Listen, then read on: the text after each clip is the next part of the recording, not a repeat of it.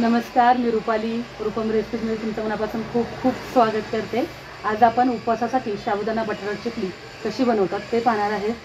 आपली चकली काय अशी कडक होते किंवा फुलत नाही, पण मी आजी तुम्हाला चकली दाखवणार आहे। अगदी खुसखुशीत होते, अगदी वयस्कर लोक किंवा छोटी मुलं पण सहज खातील एवढी खुसखुशीत ही चकली असते।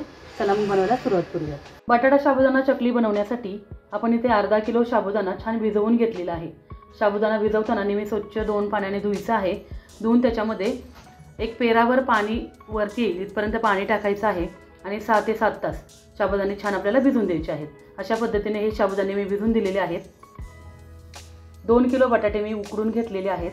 अर्धा किलो साबुदाणा आणि 2 किलो बटाटे असं प्रमाण ठेवायचं आहे। उकडलेले बटाटे काढून घेऊयात।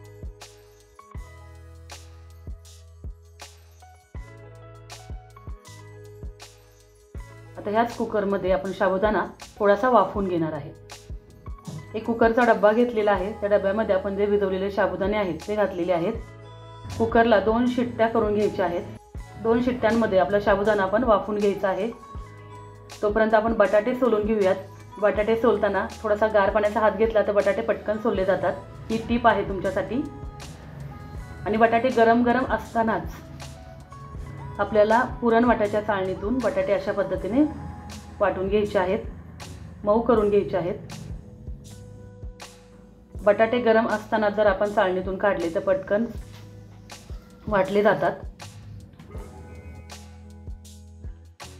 आता कुकरच्या 2 शिट्ट्या आपण करून घेतलेल्या आहेत। तुम्हाला दिसत असेल अगदी ट्रान्सपरंट आपला हा साबुदाणा झालेला आहे।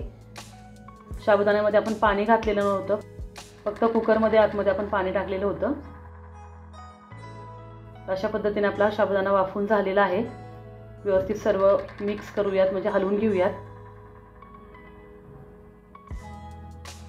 अशा पद्धतीने ट्रान्सपरंट आपला हा साबुदाणा दिसत आहे। आता ह्याच्यामध्ये आपण जो बटाटा वाटून घेतलेला आहे तो घालूयात। अर्धा किलो साबुदाणा, 2 किलो बटाटे, त्यासाठी 2.5 चमचे मी मीठ घातलेलं आहे आणि 3 चमचे तिखट घालणार आहे। हे तिखट लवंगी आणि बेडगी असं मिक्स घातलेलं आहे। बेडगी मिरची घातलेली आहे त्याच्यामुळे कलर पण छान येईल आणि लवंगी मिरची घातलेली आहे त्याच्यामुळे तिखटपणा पण येईल। त्यामुळे दोन्ही मिक्सवाला जो मसाला आहे तो मी घातलेला आहे। आता हे सर्व मिश्रण व्यवस्थित मिक्स करून घेऊयात। अशा पद्धतीने तुम्ही चकली बनवाल ना तर अजिबात कडक होत नाही, अगदी खुसखुशीत होते। अशा पद्धतीने हे मिश्रण आपण छान मळून घेतलेलं आहे, एकजीव करून घेतलेला आहे। कलर किती छान आलेला आहे दिसत असेल तुम्हाला। आता ह्याच्या आपण चकल्या करून घेऊयात। चकलीचा सोऱ्या आहे माझ्याकडे, त्याच्यानेच मी चकली बनवणार आहे। तर अशा पद्धतीने आपण चकल्या बनवून घ्यायच्या आहेत। साबुदाणा आपण वाफवून घेतो ना त्याच्यामुळे ह्या चकल्या छान फुलतात, कडक होत नाही, म्हणून वाफवणं हे महत्त्वाचं आहे।